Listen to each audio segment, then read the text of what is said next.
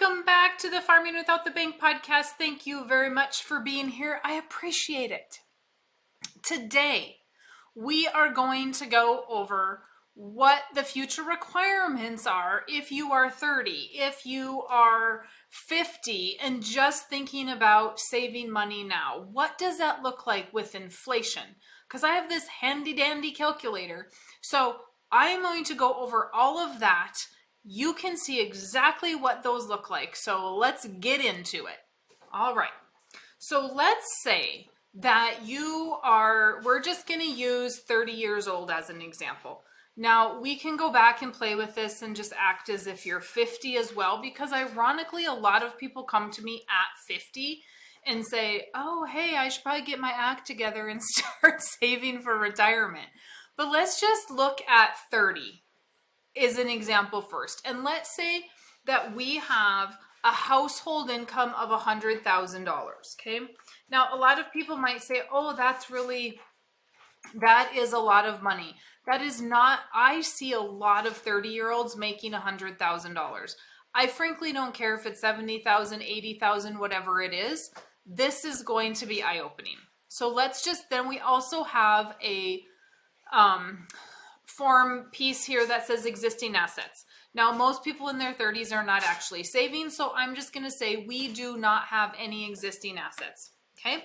Total taxes. If you are making $100,000 a year, you are in a 22% tax bracket, so let's put 22% in there. And how many times are you going to Starbucks, eating out, going on vacation, doing things that are considered lifestyle? And let's say that 33 cents of every dollar, so 33% is going there. And then let's say that you are spending 35% on debt. Now, if you have read Becoming Your Own Banker, you know that Nelson says every single family spends 35% of their income on debt. So, and I don't care if you are a Dave Ramsey fan, you are continually buying things. And so if this is less, absolutely fantastic. But if you look down here, that shows that we have 10% of our money going to savings. So this is indicating we have a 10% income saver. Let me tell you, most people are not saving 10% of their income. They are lucky if they are saving 2 or 3% of their income. The next field, percent of current income for retirement. What this means is how much of that current income do you want to live on when you retire? Do you want to live on $100,000 at retirement, or do you want to live on $80,000 at retirement? Let's just say that you want to live on $80,000. So we're going to live on 80%. Most people are going to say, well, I'm going to live on less. Now, I think that's just a bunch of horse baloney. I'm not going to live on 80%. I want to live on the same amount of money I'm living on today. I do not want to change my lifestyle. No. So I'm going to plan for 100. But let's say that it's 80. Okay. So now how many years do we have until retirement? Well, if we're 30, that means we have 35 years, to retirement. That gets us to 65. Well, inflation is 15% right now, but let's say that it's 4 on average. That is kind of what we use as an inflation number. Well, what does that show? That means that we need $315,000 a year to live like we are living today on 80 with 4% inflation. That is huge, absolutely huge. But it gets better, okay? How much, if we put this into an investment, let's say we're putting income into a 401k or an IRA, and we're doing the traditional savings, that traditional system tells us that we should be able to take 4% out every single year and still have enough money to live. So let's say that we're going to take 4% out of our investment. That means that we need $7.8 million in 35 years, we need $7.8 million saved to live like we're living today on 800,000, okay? Or on 80,000, sorry. That is $2 million of today's money. If we are saving 10% and we need 7.8 million in the next 35 years, how much, what do we need as a rate of return? How much do we need to earn every single year, no matter what, no downturns? 12.64% rate of return every single year. Now, okay, that's fantastic. That gets us to 65. What gets us from 65 to 85? Right? So now, how many years until we die? 55 years from today. Well, what do we need to earn? If we need $315,000 a year, what do we need to earn every single year to get us to 85 years old? 8.33. So from 65 to 85, we need to earn an 8.33% rate of return every single year. My friends, this is worth 4% inflation. And we're only living on $80,000 a year. Now, I hope that everybody's income is going to rise and inflation is going to slow down. But let's just change a couple of these numbers. What happens if we want to live on 100%? Then we need $9.8 million saved in tomorrow's dollars, and we need to have $21.6 million that is going to get us to 85 years old. That's if we save 10%. Most people are not saving 10% because their lifestyle is eating it up, and so is their debt service. This is absolutely crazy because you're supposed to save yourself into retirement. I cannot take 10% of your earnings, put them into life insurance, and give you a 13% rate of return. I can't do that. So what do we then need to do? We need to have liquidity of money. This is where the life insurance policy is so important. Because if we put money into a 401k or an IRA, that money is gone. It is not liquid to do other things with. But what happens if we put that money in a policy and we can borrow against it and still buy cash flowing assets like real estate, like businesses? Now we've got some cash flow coming in, right? If we're farming with that money, we have the farm ground. Maybe we have cattle, whatever it is that we can sell later, we can rent out later. We've got cash flowing assets. At retirement, we don't just need this big pool of money to retire from. We need something that's generating income. Okay? Now, this is why IBC is so important, and so many people, I believe, so many agents think that they can tell you to save your way into retirement. I mean, let's just say we reduce our lifestyle to 28% and now we're saving 15%. Well, now we only need an 11.82% rate of return. But what are we going to do? We're going to sacrifice Parkinson's law, right? So that now we have more money to save, but if we don't save it in the traditional means and we save it in life insurance, we still have liquidity of that so that we can do things with it. So let's just keep going and play with these numbers just a little bit here, because I really think this is kind of fun. So let's say that we're going to live on, let's go back to 80%, okay? And let's go back to saving 30, let's go back to a lifestyle of 33. We're still saving 10%.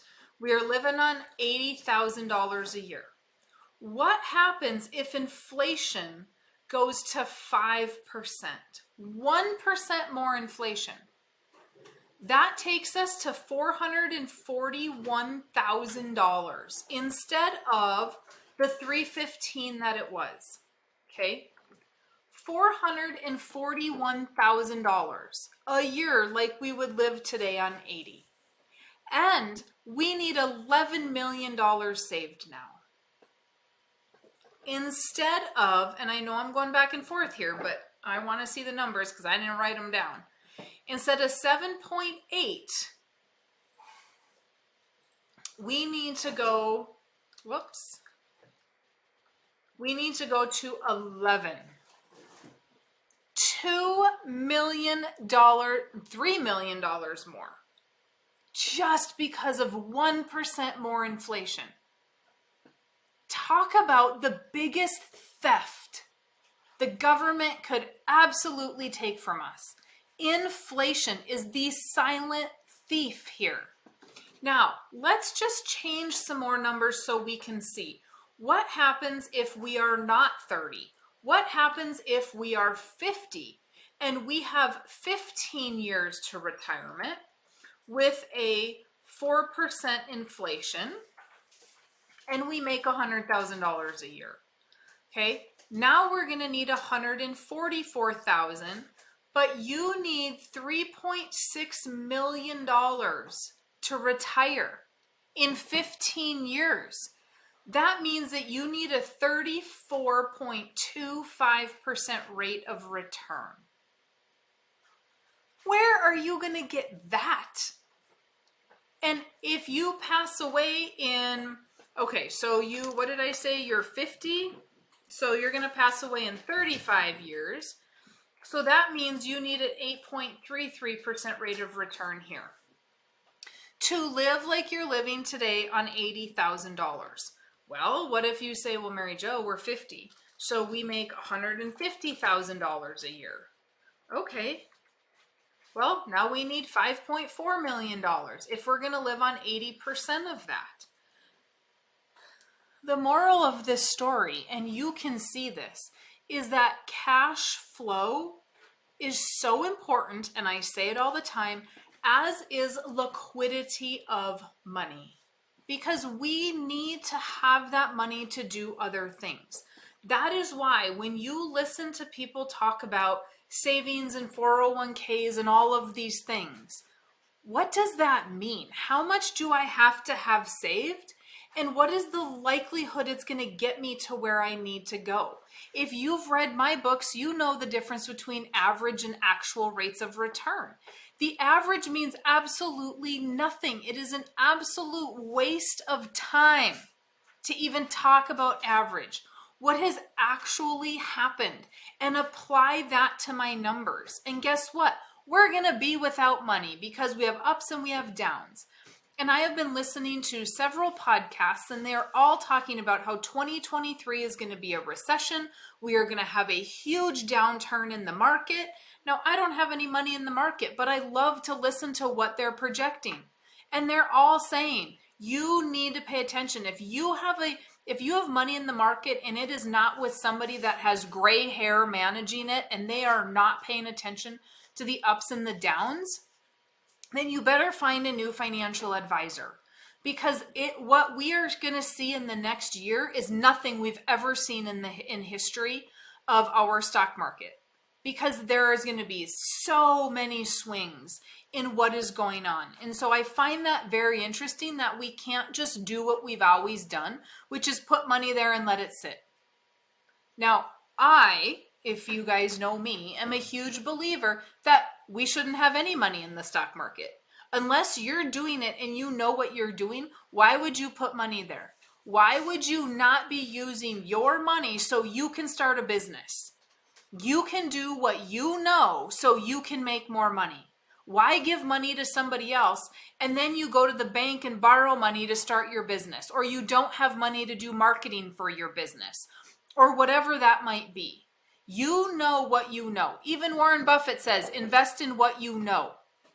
Warren Buffett knows the stock market, right? Warren Buffett's brother is a farmer, and guess what? He doesn't have any money in the stock market. well, I shouldn't say that. He probably doesn't have much in the stock market. If he does, Warren Buffett is the one that is managing it for him, not him himself, because what does he know? He knows how to grow corn. That's what he knows how to do. And so make sure that you have that money liquid. But if you are not, like, these numbers are so important because we are not understanding how inflation is killing our dollar. Think about the people that are retired. How much more money it's going to take to live today than it took to live 12 months ago. Astronomical. Those people that are retired are severely feeling the effects of inflation. And it is not good. Your retirees are saying, you know what, I'm not going on vacation. We're not going to do this. We probably bought less Christmas presents this year because everything was more expensive. Our groceries are more expensive, so we're going to eat less. We're going to drive less. They're cutting back because they don't have any cash flow coming in and they're feeling those effects. If we have something at retirement that creates cash flow, like let's just say rental properties, guess what? Rents rise and our cash flow remains the same and we don't maybe have to adjust our lifestyle quite as much. That is the goal. The goal to get there, though, is to have the liquid money to do those things. So IBC is so good in conjunction with those other things. But I believe understanding the true future requirements is extremely important. So I hope that helped you guys kind of at least open your eyes. That's what I've heard every single time I use that calculator with clients. They are blown away. They had no idea that is what they were going to need. Everything is just going to get more expensive. It does not matter. I heard that the feds want to keep inflation about 4% on an average. So we could have some really high years. We could have some really low years. We have to pay attention to what they're doing and how the system works. We cannot just go, oh, I listened to that person's podcast and they said buy real estate. No, you need to pay attention to what is going on in the government. You need to pay attention to what the Federal Reserve is doing. You need to pay attention to what the banking system is doing. All of those things work in conjunction and we feel the effects of that as the consumer. So if you guys have not gotten the book yet, go grab the book at farmingwithoutthebank.com. If you are tired of me to tell you to go buy the book like Chris, then if you are a Chris and you're like, Mary Jo, I already got the book, stop telling me to buy the book, then just fast forward during these sections. But you can go to farmingwithoutthebank.com, grab the book. It is really a great spot to maybe implement something different in the new year. If things have not been working for you in the past, why do you keep doing what's not working?